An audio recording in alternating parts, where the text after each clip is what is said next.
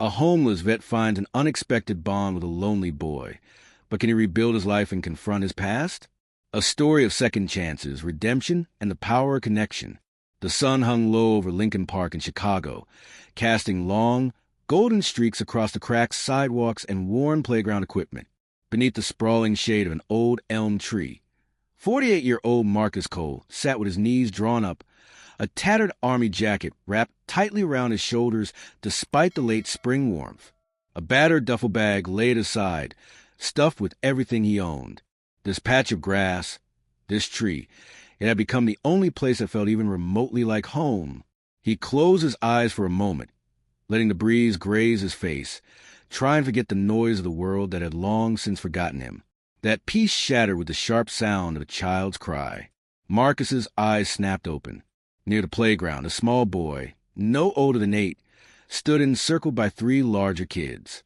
The boy was white, pale and terrified, clutching his red backpack like a life vest as one of the older boys jabbed a finger in his face. Another pushed him hard enough that he stumbled onto the mulch. Laughter erupted. "Think you're special 'cause your daddy drives a Tesla?" one of them jeered. "Bet he pays people to wipe your nose." Marcus's fists clenched on instinct. He recognized that look on the bully's face, anger masquerading as power. He'd worn that same mask himself once, back when life still felt like it owed him something. But that kid on the ground? That was someone's son, someone's whole world. And right now, nobody else was stepping in. Marcus stood. He moved slowly, deliberately, his boots crunching against gravel as he approached. "Hey!"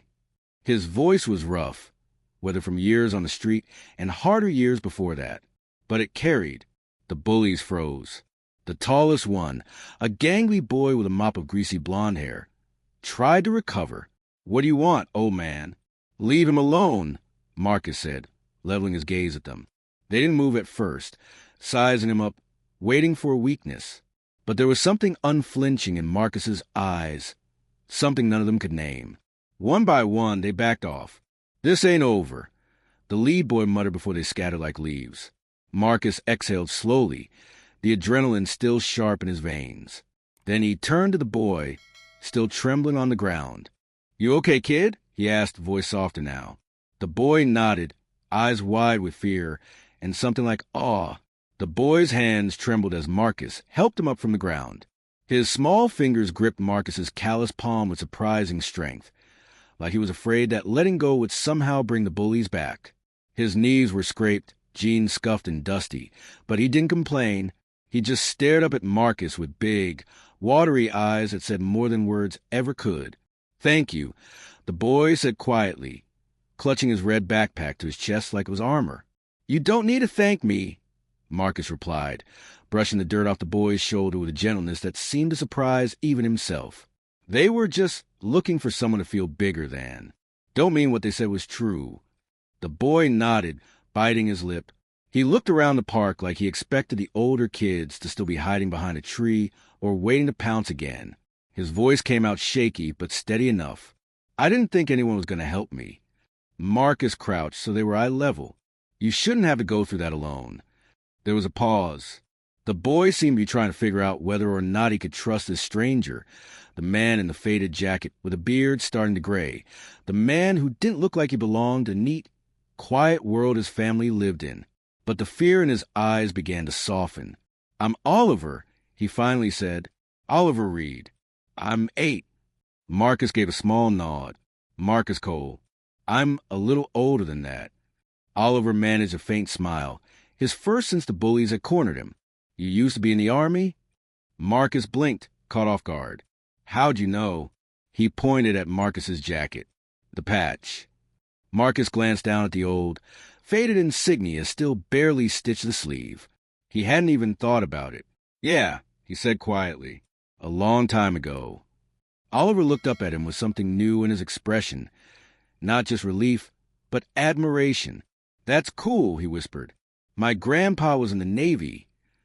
Marcus smiled, a real one this time. "Sounds like your grandpa was a good man." The boy nodded. He was... And in that moment, something unspoken passed between them. An understanding, fragile but real. "Is your dad close by?" Marcus asked, scanning the park's tree-lined edge, where traffic murmured faintly beyond the iron fence.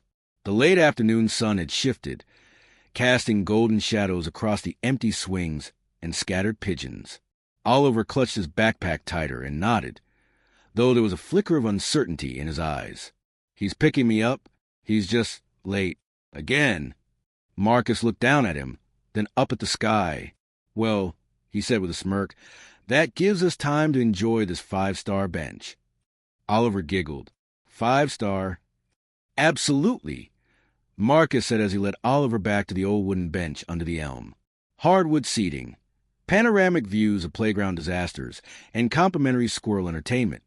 As if on cue, a squirrel darted across the grass, dragging an entire slice of pizza. Oliver's eyes widened. Whoa, he's stealing that. Marcus leaned back, arms stretched across the bench. Nah, he's just exercised his right to a free meal. Street code. We all hustle for something. Oliver laughed. It wasn't the nervous laughter from earlier. It was light, real. He swung his legs beneath the bench, sneakers barely brushing the ground. I think that squirrel's faster than the kids on my soccer team. That bad, huh? Marcus asked, grinning. They run like they're scared the ball's going to bite them. Oliver said dramatically, making Marcus chuckle.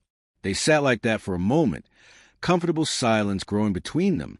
It was strange, how natural it felt. Marcus, a man hardened by years of silence and survival, and this kid, wide-eyed and bright, chatting like they'd known each other forever. Does your dad work a lot? Marcus asked gently. Oliver shrugged. He's a lawyer. So, yeah, mostly work. Sometimes I think he forgets he's not in court. Marcus nodded, understanding more than he let on. Oliver kicked a pebble across the dirt. He's smart, though. Really smart. But I think he's kind of lonely, too. Marcus looked at him, then up the path again. Still no sign of the father. Well, he said, he's got a pretty awesome kid. That counts for something. Oliver smiled, beaming now. Thanks, Marcus. Anytime, partner, Marcus replied, tipping an imaginary hat. You just keep being you. Squirrel pizza and all. The sleek black Audi rolled to a slow stop at the edge of Lincoln Park. Engine humming like a satisfied cat. Oliver perked up immediately, standing on his toes like a meerkat on lookout. That's my dad's car, he said, adjusting his backpack with both hands. He's always on time, except when he's not. Marcus grinned. He must be important, driving something shinier than a fire truck on parade day. The door swung open, and out stepped a tall man in a dark tailored suit, his hair neatly styled. Phone still pressed his ear as he strode toward them. His gait was all precision, every step like it had somewhere to be 5 minutes ago. Yep, Marcus muttered under his breath. Definitely lawyer energy. Dad, Oliver called, waving enthusiastically. The man, Daniel Reed, age 39, partner at a downtown firm, hung up the phone and crouched down as Oliver ran into his arms. His face softened just a hair. You okay? What happened? Oliver glanced back at Marcus. Some kids were messing with me, but Marcus helped. Daniel stood, turning to Marcus, sizing him up in a split second. His eyes flicked over the weathered boots, frayed sleeves, the duffel bag tucked beneath the bench. His posture shifted, subtle but unmistakable. Thank you, he said, his tone polite but distant, as though Marcus had just fixed a printer, not protected his son. Marcus nodded once. Kid handled himself pretty well. Daniel's eyes narrowed slightly, trying to decide if that was sarcasm. Still, I appreciate you stepping in. Yeah, Marcus replied, a hint of dry humor in his voice. Would have hated to see that squirrel have to break up a fight. Oliver snorted, and Daniel gave him a look. A squirrel with pizza, the boy added quickly, trying to explain. It was awesome. Daniel nodded slowly, then extended his hand toward Oliver. Let's go, bud. Oliver hesitated, then looked at Marcus. Can we see you again sometime? Daniel blinked, clearly not expecting that. Marcus looked down at the boy, then shrugged. I'll be around. This bench has excellent squirrel surveillance. Oliver grinned. Daniel, on the other hand, didn't smile. He nodded curtly, then turned, gently steering Oliver toward the car. As the Audi pulled away, Marcus leaned back on the bench, watching the taillights disappear. The rustling leaves whispered above him. "Well," he muttered, "nice to meet you too, counselor." The next afternoon, Marcus was back on his usual bench, sipping lukewarm coffee from a paper cup he'd fished out of the trash and rinsed in the public restroom. He wasn't expecting company, especially not the wide-eyed, backpack-toting kind. "Hey, Marcus." Oliver came bounding down the path, waving like he was greeting an old friend instead of a man who technically lived under a tree. "Well, hey there, Trouble," Marcus said with a grin, setting his cup aside. "Didn't expect to see you back so soon. Shouldn't you be off learning long division or memorizing state capitals?" Oliver plopped down beside him, swinging his legs off the edge of the bench. "It's Saturday. No school. My dad's in a meeting. Again." Marcus gave a low whistle. "Lawyer stuff. Lawyer stuff," Oliver repeated with exaggerated dread. "He's always saying, 'Just one more call.' But his calls are like 500 years long." Marcus chuckled. "You ever try calling him back while he's on a call? Just to confuse the universe." Oliver grinned. "That sounds fun. I might do that." They sat in silence for a beat, watching a chubby squirrel waddle across the path like it owned the park.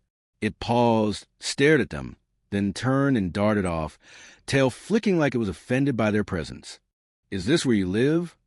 Oliver asked suddenly, looking around with innocent curiosity. "Like for real?" Marcus didn't answer right away. He leaned back on the bench, eyes on the sky. "Sort of. I float." "Float." Oliver blinked. "Like a balloon?" Marcus laughed. "Not quite. More like a log down a river. I go where the current takes me."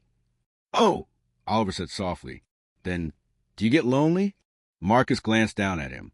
The boy wasn't mocking. He wasn't pitying, either. Just asking like it mattered. "Yeah," Marcus said after a pause. "Sometimes." Oliver nodded slowly, hugging his backpack. "Me too." Marcus raised an eyebrow. "You?" "Mr. Teslan soccer practice." "My dad's never home," Oliver said quietly. "And when he is, he's somewhere else. You know, in his head." Marcus sighed. "Sounds like the two of us make a pretty good team, then." Oliver looked up and smiled. "Yeah, like Batman and Alfred." Marcus smirked. "Only if I get to be Batman." Oliver considered it. "Fine, but I get the Batmobile." Daniel Reed was the kind of man who solved problems before they even became problems. That's what made him a great attorney. An even better control freak. Now he stood in his sleek, glass-walled office downtown, staring out over Lake Michigan with a knot in his stomach. He hadn't been able to shake the image of that man on the park bench, the way Oliver lit up around him, the way the man, Marcus, had seemed more present than Daniel had felt in weeks. He clicked his pen absent-mindedly, pacing between two piles of case files. A homeless man, with his son. Again, he'd checked the park security cams just to be sure. Sure enough, there was Oliver yesterday, laughing like it was recess in heaven, sitting next to Marcus like they were old friends. One of the squirrels even made an appearance on camera, dragging what Daniel swore was a hot dog bun like a crown jewel. "Unbelievable," he muttered. That night, dinner was microwave mac and cheese and quiet tension. Oliver picked at his bowl like he was waiting for it to sing to him. "So," Daniel said finally, setting down his fork, "you saw Marcus again." Oliver perked up. "Yeah, we saw a squirrel do a front flip." Marcus said he thinks it's training for the Olympics. Daniel blinked. "Right. He also said that tree bark smells better than most people in the city bus." Daniel paused, then, against his better judgment, cracked a small grin. "He's not wrong." Oliver tilted his head. "You don't like him, do you?" Daniel sighed, rubbing the bridge of his nose. "It's not that I don't like him, Ollie. I just don't know him. And it's my job to keep you safe." "He made me feel safe," Oliver said simply. Daniel stared at his son, the words hitting harder than he expected. This wasn't a man in a cape swooping in. This was a man with scars, sitting under a tree, just showing up, and somehow that mattered. Tomorrow, Daniel said finally, maybe we go to park together. You and me. If Marcus is there, we say hi. Oliver lit up like a Christmas tree. For real? Daniel nodded, his voice softer. For real. Sunday afternoon rolled in with a soft breeze and a kind of blue sky that looked like it had been photoshopped. Daniel readjusted his collar as he and Oliver strolled into Lincoln Park, a backpack slung over his shoulder and a slightly awkward gait that said, I don't usually do parks and wingtips. There he is. Oliver shouted, breaking into a jog across the grass. Marcus sat on the same bench, his legs stretched out, a paperback mystery novel in his hands. He looked up just in time to see a blur of blonde hair and a too-big backpack collide into a hug. Well, if it isn't my crime-fighting sidekick, Marcus said with a grin.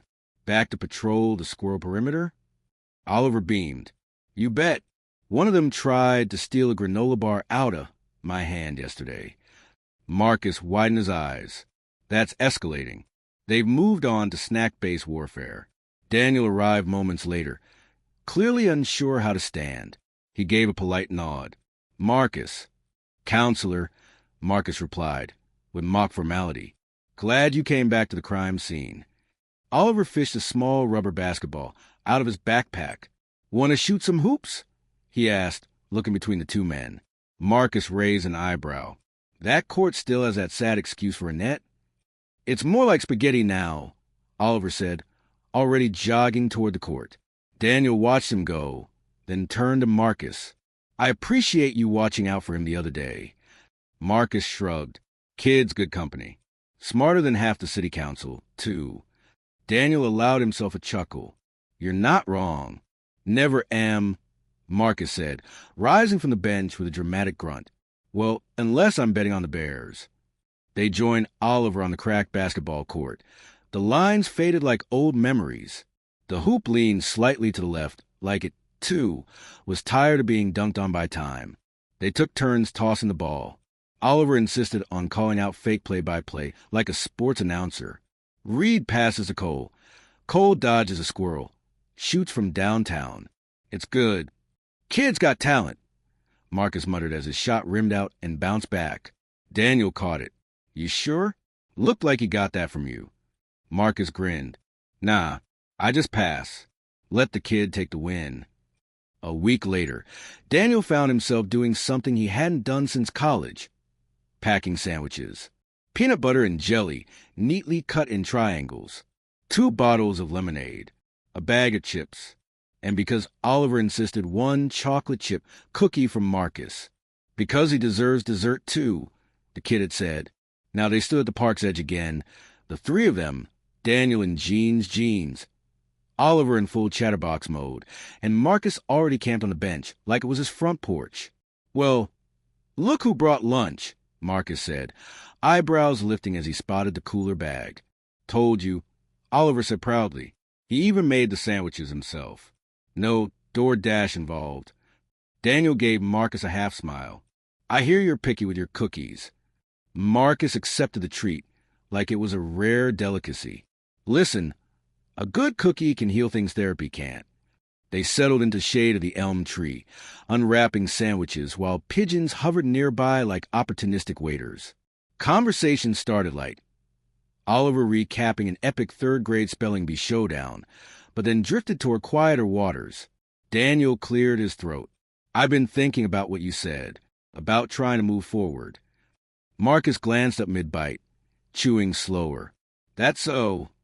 I don't want to pry, Daniel continued, but sometimes talking helps. Sometimes not being invisible helps. Marcus stared off toward the basketball court, where a couple of teenagers were arguing over who fouled who. You ever feel like you took a wrong turn, then just stayed lost? He said finally. Daniel nodded. More than I'd admit in front of my firm. Marcus exhaled a quiet laugh. Yeah, I was a mechanic before the Army. Used to be able to pull apart a V6 engine in under an hour. Now I can't even get hired to sweep floors. Oliver looked up from his sandwich. You can fix stuff? Like cars. Marcus smiled. If it's got wheels or makes noise, I can fix it. Daniel's gears were already turning. He glanced at Marcus. I might know someone who's looking for help at a shop. Marcus blinked. You serious? Completely. A long pause, then Marcus grinned. You offer me a chance, counselor? Daniel extended his hand. I'm offering you a shot. What you do with it, that's on you. Marcus shook it firmly. Then let's make it count. 2 days later, Marcus stood outside Thompson Auto Repair, a modest shop nestled between a laundromat and a taco stand on Chicago's west side. The sign squeaked in the wind, and the smell of motor oil mixed with grilled onions from next door. He gripped the strap of his old duffel bag, took a deep breath, and stepped inside. The waiting area was cluttered but clean. Behind the counter, a broad-shouldered man with a gray beard and grease-stained shirt looked up from a clipboard. You Marcus? He asked, voice gruff but not unkind. Yes, sir, Marcus said. Daniel Reed sent me. Said you might be hiring. The man, Rick Thompson, owner and head mechanic, nodded. He said you used to turn wrenches before the Army? Marcus gave a small smile. And after it, at least until things fell apart. Rick studied him for a moment, then jerked a thumb toward the garage. Let's see what you got. By noon, Marcus had already diagnosed a misfiring spark plug on a Chevy Malibu and patched a brake line on a rusty Ford. His hands were black with grease, his shirt soaked with sweat, but his eyes had a glint they hadn't held in years. Rick clapped him on the back. You weren't lying. You still got the touch. Guess it never really leaves, Marcus said. When his shift ended, he stepped out into the late afternoon light and spotted a familiar silver SUV parked by the curb. Daniel sat behind the wheel, while Oliver leaned against the hood with 2 sodas in hand. Thought you might want one, Oliver said, offering him like it was gold. Marcus popped the tab and took a sip. You're a lifesaver. Daniel stepped out and leaned against the passenger door. How is it? Marcus looked down at his stained hands and then back up at the 2 of them. Hard, hot, loud, perfect. Daniel smiled. You earned it. Marcus's voice grew quiet. You know, I used to think second chances were for other people, for folks who didn't mess up as badly as I did. Daniel met his gaze. The world may not always hand them out, but sometimes you have to be willing to take one when it's offered. Marcus nodded slowly, the lesson sinking in. Yeah, he said, and I won't waste this one. It had been 3 weeks since Marcus started at Thompson Auto Repair. The days were long, his arms constantly sore, and his boots carried a permanent layer of dust and oil. But every morning, when he zipped up his coveralls and stepped onto that garage floor, he felt like he was standing on solid ground again. It wasn't just a job. It was a life coming back into focus. That Saturday, the sun stretched over Lincoln Park in broad, lazy rays. Marcus sat on the familiar bench beneath the elm tree, a small to-go box of donuts balanced on his lap. A few minutes later, Oliver came jogging up the path, Daniel close behind, holding 2 iced coffees. I told Dad we had to celebrate. Oliver beamed, breathless with excitement. 3 weeks. That's basically a whole career in donut years. Marcus laughed. Then I guess we're due for a raise, more sprinkles. They sat together under the tree, laughter mingling with birdsong. Daniel looked more relaxed than he had in a long time. He watched the son toss a pebble into a puddle, then turned to Marcus. You've come a long way, man. Marcus shrugged, though his smile betrayed a deep sense of pride. I didn't do it alone. Daniel nodded. None of us do. Oliver perked up. Marcus, when I grow up, I want to be like you. You fixed stuff even when it was broken. Marcus looked at him, a lump forming in his throat. I appreciate that, Ollie. But remember, being strong doesn't mean never falling. It means standing back up when you do. Oliver smiled, like he understood more than a kid his age probably should. Daniel reached into his jacket pocket and handed Marcus a folded envelope. It's just the first paycheck. But also, there's a housing contact in there. Small studio, decent area. Rick vouched for you, and I'd like to co-sign if you're ready. Marcus stared at the envelope for a long second. I don't know what to say. Say yes, Daniel replied. Then go home, for real this time. Marcus looked out over the park, the place that had once been his only refuge. Now, it was just a stop along the way. "Yeah," he said softly. "Let's go home."